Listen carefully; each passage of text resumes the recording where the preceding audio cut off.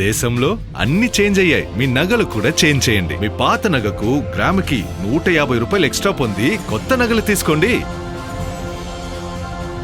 అదే తక్కువ తరుగుకు మీ లలితలో మాత్రమే.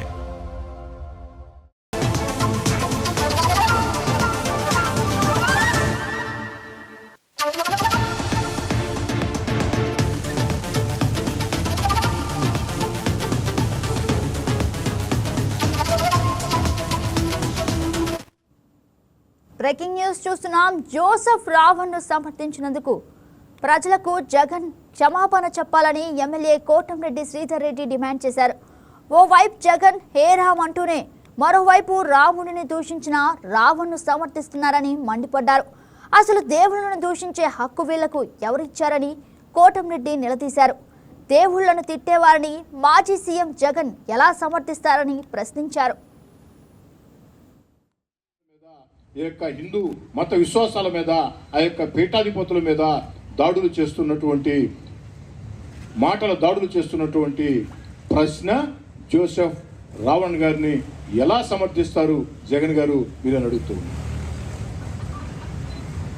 ఈనాడు ప్రశ్న రావణ్ ఏదైతే ప్రశ్న జోసెఫ్ రావణ్ ఆ దుర్భాషలాడే వ్యక్తుల్ని మాజీ ముఖ్యమంత్రి వైఎస్ఆర్ కాంగ్రెస్ పార్టీ రాష్ట్ర అధ్యక్షులు జగన్మోహన్ రెడ్డి గారు సమర్థిస్తూ ఉంటే స్పందించాల్సిన బాధ్యత నాకుంది. నా దేశం ఓ భగవద్గీత, నా దేశం పవిత్ర పావన గంగా, నా దేశం అగ్ని పునీత సీత, నా దేశం వేదాంత ఘోష, నా దేశం కరుణాంతరంగ.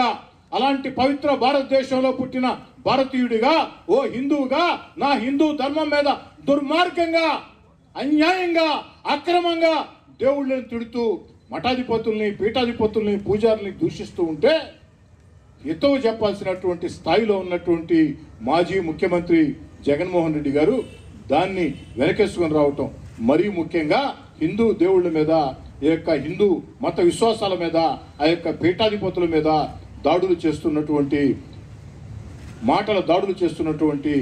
ప్రశ్న జోసెఫ్ రావణ్ గారిని ఎలా సమర్థిస్తారు జగన్ గారు మీరని అడుగుతుంది.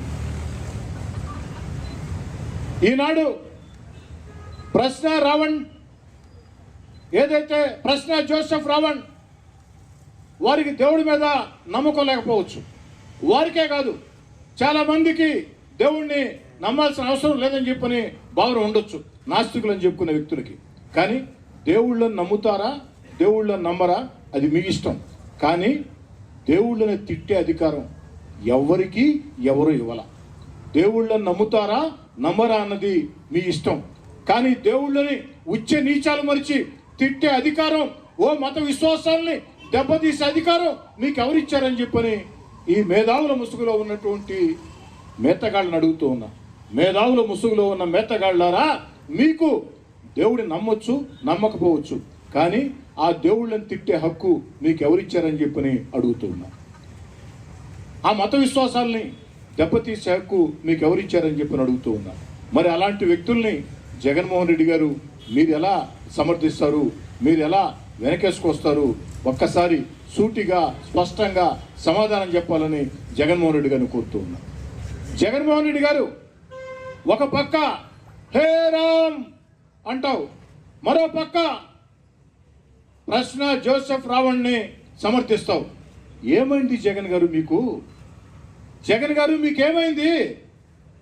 ఒక పక్క హే రామ్ అంటూ మరో పక్క ప్రశ్న జోసెఫ్ రావణ్ని సమర్థిస్తున్నావే, ఏమైంది జగన్ గారు మీకు? బాధతో అడుగుతూ ఉన్నా ఏమైంది మీకు? మీరు ఎలా సమర్థిస్తారు? వాడు మాట్లాడిన మాటలు విన్నారా? ప్రశ్న జోసెఫ్ రావణ్ బంగ్లాదేశ్లో ఉండే హిందువుల్ని లేకి ఆ తర్వాత మాట్లాడటం నా వల్ల కావడంలే. మీకే చూపిస్తా ఇక్కడ వారు మాట్లాడిన మాటలు.